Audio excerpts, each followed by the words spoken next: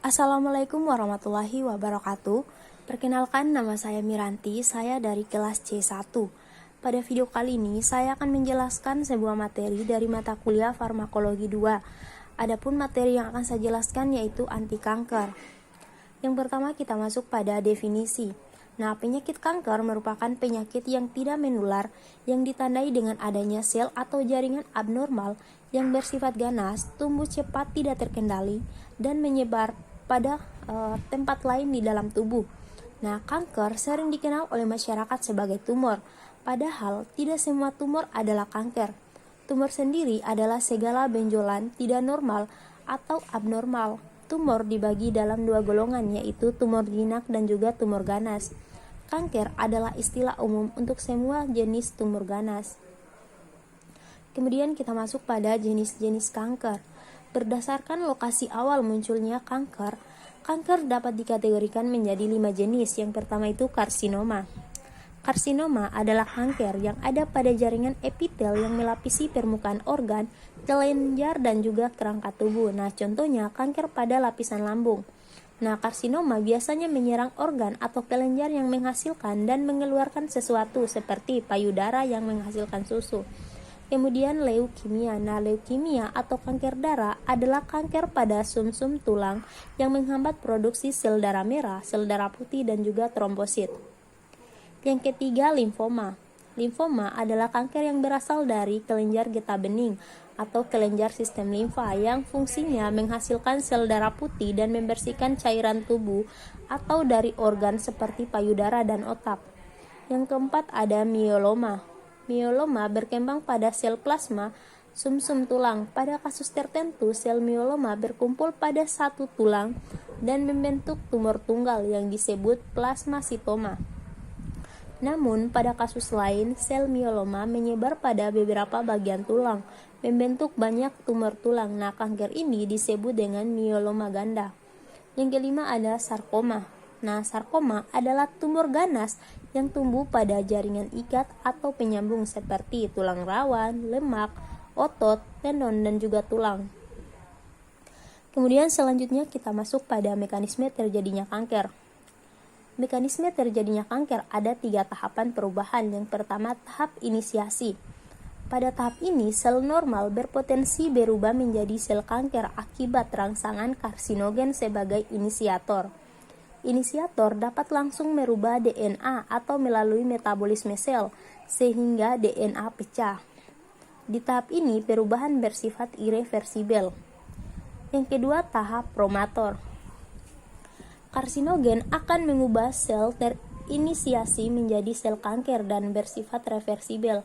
Yang ketiga, tahap perubahan menetap atau progresif.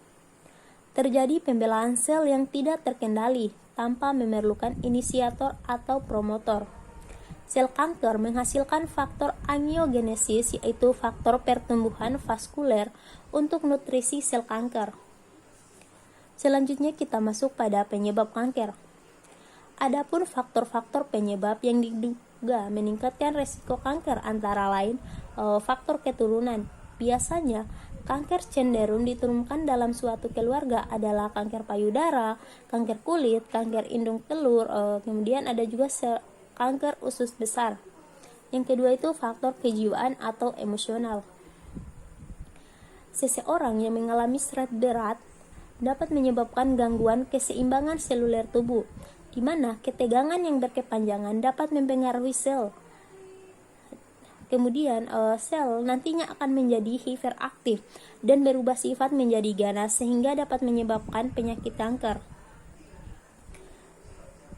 Yang ketiga, faktor makanan, yaitu faktor makanan yang mengandung berbagai bahan kimia seperti makanan manis tepung, makanan yang diolah dengan asap dan diasamkan dalam bentuk acar dapat meningkatkan resiko terjadinya kanker lambung. Kemudian juga ada makanan mengandung zat pewarna, makanan mengandung logam berat seperti merkuri. Kemudian juga ada minuman yang mengandung alkohol yang dapat menyebabkan resiko lebih tinggi penyebab kanker kerongkongan. Kemudian yang keempat itu faktor perilaku. Nah, perilaku seksual, yaitu melakukan hubungan seksual di usia dini dan berganti-ganti pasangan, serta juga ada perilaku merokok, minum minuman keras, serta mengonsumsi makanan yang diawetkan.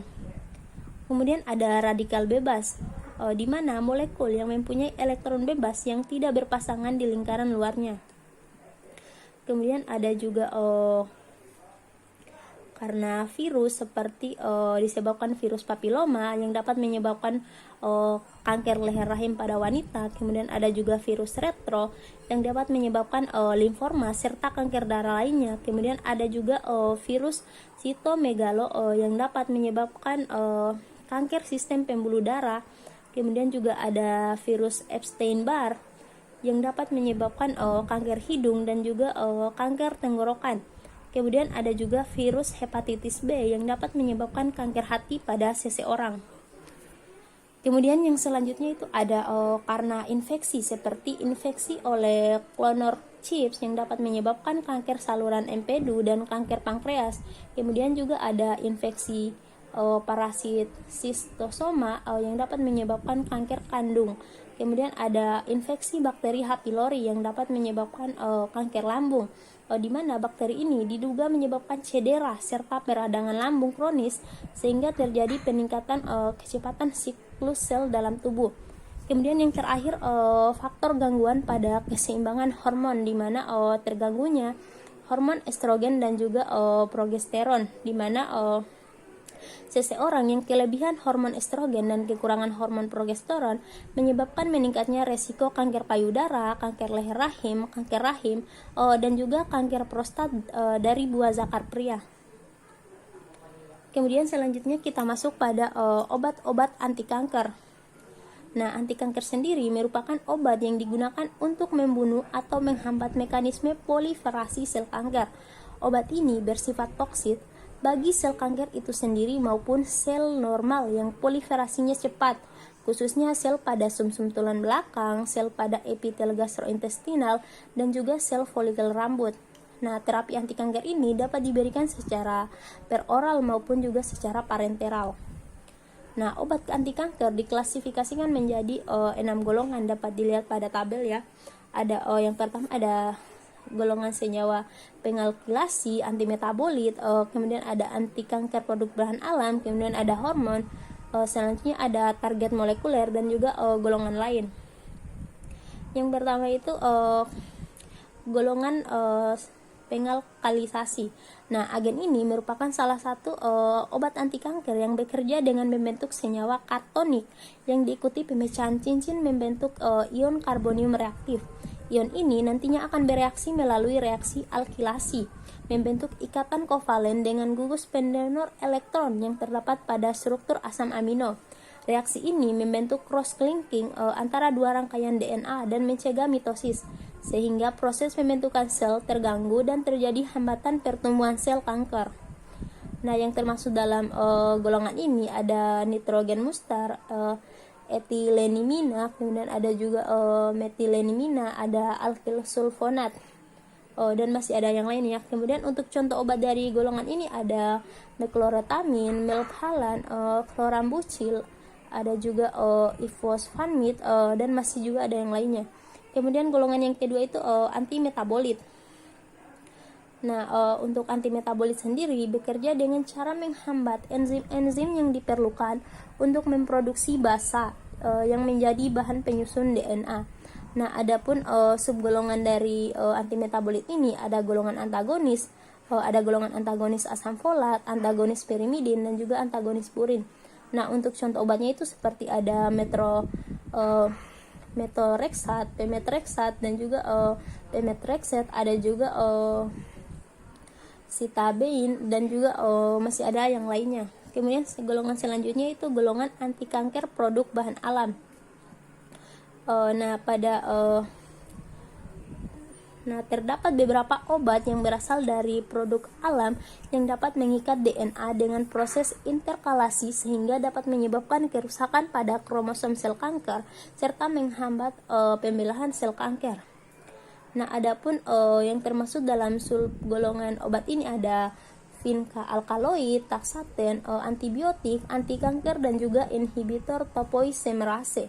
Nah, adapun contoh obatnya seperti ada antara lain vincristin, ada vincristin sulfat, ada vimblastin, ada juga vimblastin sulfat, ada juga docetaxel, dan juga masih ada yang lainnya. Kemudian golongan selanjutnya itu golongan hormon. Nah, hormon mekanisme kerjanya terletak pada pengaturan atau koordinasi pertumbuhan dan diferensiasi sel. Dalam kondisi tertentu ada hormon yang menghambat atau mendorong pertumbuhan sel dengan menghambat atau mendorong sel-sel mengadakan mitose atau diferensiasi. Nah, yang termasuk dalam golongan obat ini ada retinoid, antibodi monoklanal, dan juga inhibitor tirosin kinase. Nah, untuk contoh obatnya sendiri ada tamoxifen, ada raloxifene, argosifen, megestrol, dan juga masih ada yang lainnya. Kemudian selanjutnya golongan agen target molekuler. Nah, obat golongan ini bekerja melawan sel kanker dengan menargetkan pada gen atau protein tertentu.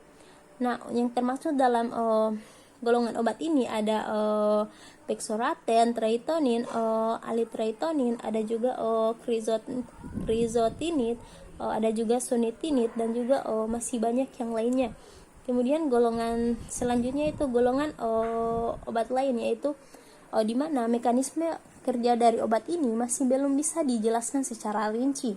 Akan tetapi obat ini sudah lama digunakan dan terbukti dapat mengobati kanker selama beberapa dekade.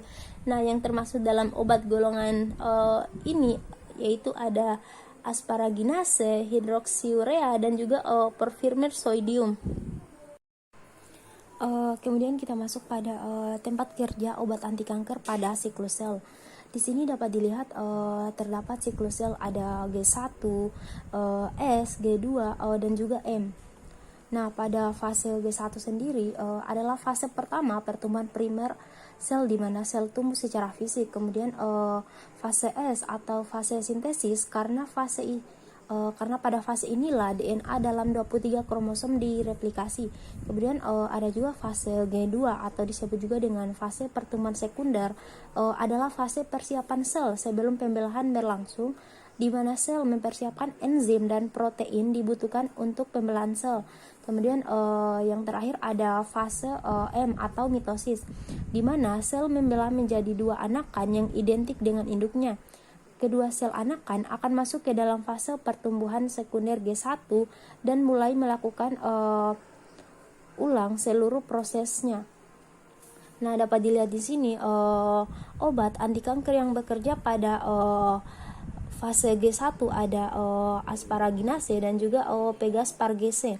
Nah, kemudian untuk obat anti kanker yang bekerja pada fase S, di sini ada obat metabolit, ada metrotreksate, ada claridibin, kemudian ada fludarabin, kemudian ada juga mekartopurin, pentotastin, dan juga thiogunin. Ada juga obat hidroksiurea, dan juga ada juga obat sitaberabin.